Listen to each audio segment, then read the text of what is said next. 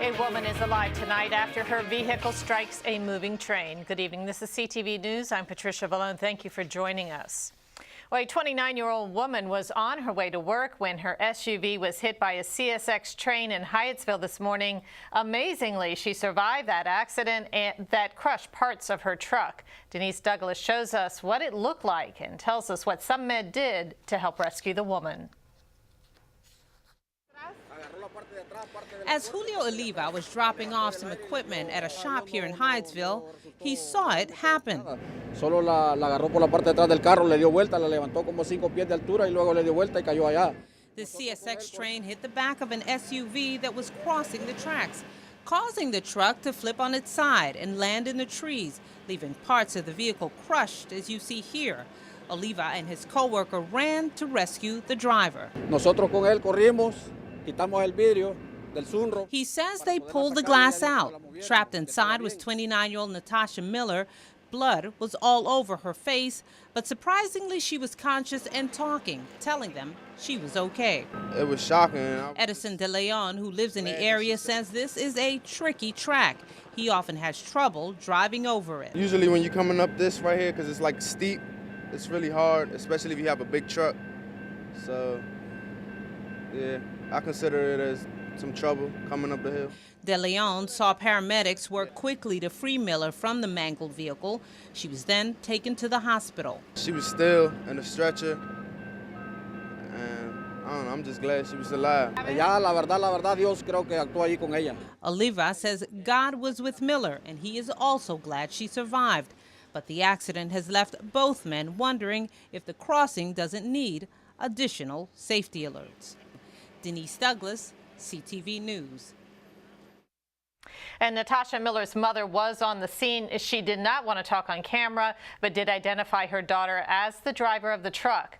Also, we called police to find out if either the driver or train operator might be fined or face charges in the accident, but they have not responded to us as of yet. Well, a woman is found dead inside a Berwyn Heights home. Police say she knew her killer. 36-year-old Amber Chenault was discovered in the basement as police were performing a welfare check at her home on 57th Avenue on Sunday. Authorities are looking at her ex-boyfriend, Andrew Kugler, as a person of interest. Obviously, it was a domestic issue. There was a prior incident there. Regarding domestic situation where she actually filed for a protection order and was granted one. Kugler was spotted by police yesterday at the College Park Metro Station. He came out of his car with both of his wrists slit. This is the first homicide for the town of Berwyn Heights in 21 years. So far, no charges have been filed.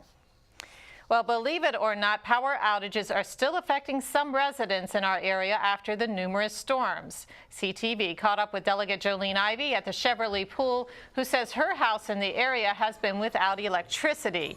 Ivey adds that power has been fluctuating ever since the severe weather, and she hopes to see a change soon. Big storm, we all got our power back on, but it hasn't been really consistent.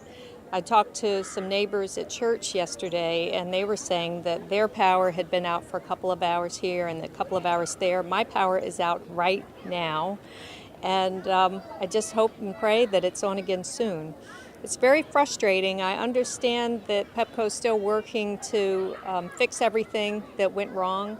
And while I have sympathy and understanding for their plight, I have more sympathy and understanding for the residents and everybody who's paying for the service. Meanwhile, the Department of Environmental Resources estimates that the financial impact of thousands of residents and businesses being without power adds up to about $10 million. Well, some residents affected by the summer's wild storms are finally starting to see relief. According to the Department of Environmental Resources, cleanup from the microburst and derecho is going well. Riverdale Towers, an apartment building that was condemned by the derecho, is currently undergoing repairs. About 65 units in the building had to be evacuated because of water damage, and officials say they have cut that number significantly. The roof was leaking terribly, and the electrical system was compromised. And so what we did was evacuate the building. There were 65 units that were evacuated. The county did, through the other agencies, the Red Cross and others, set up a temporary shelter for those folks.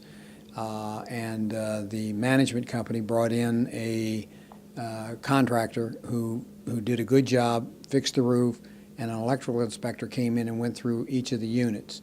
42 of the units were deemed to be safe and could be reoccupied. 23 of the units were deemed to require more work and would require permits. I can tell you that all 23 of those units have received their permits. Work is underway. We've met with the contractor, and they are working on those units. And displaced residents are currently staying in surrounding apartments. DER estimates its damage at about $7 million. Repairs to the building are expected to be complete by late August. Well, 30 people, including some Marylanders, are believed to have contracted hepatitis C from a traveling medical technician. Officials say David Kowalkowski contaminated stolen hospital equipment after injecting himself and his surgical patients with the same syringe.